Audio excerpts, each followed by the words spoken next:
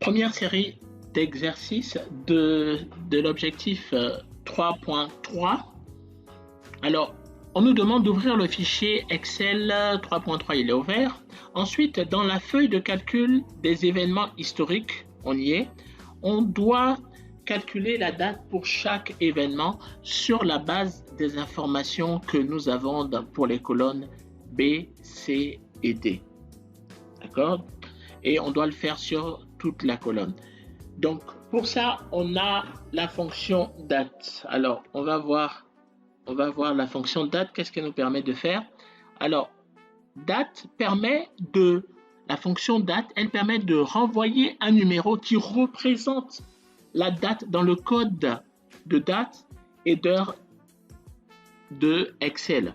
Bon, c'est vrai que c'est précisé que c'est dans le code de date et d'Excel, mais l'avantage, comme nous allons le voir, c'est que à partir du moment où une fonction génère le code de date, on peut donc paramétrer avec son format.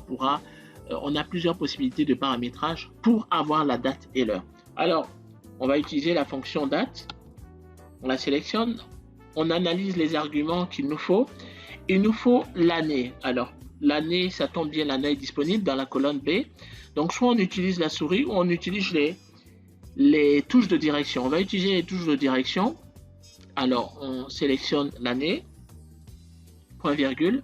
On a besoin du mois maintenant. Donc, on sélectionne le mois, point virgule. Et on a besoin maintenant du jour. Pour le jour, on va juste utiliser la souris pour changer.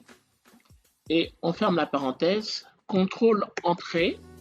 Et voilà, nous avons la date de l'événement pour la Deuxième Guerre mondiale. Et comme vous avez vu, c'est déjà paramétré en format date, mais pour bien vous montrer que c'est un code qui est généré, vous voyez que c'est le code qui est généré 16229.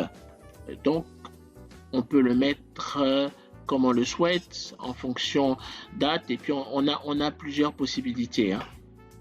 D'accord, ou en version longue. Donc, c'était bien le mardi 6 juin 1944. On va ensuite avoir cette information pour les autres événements. Il nous suffit juste de cliquer et d'étendre la formule sur les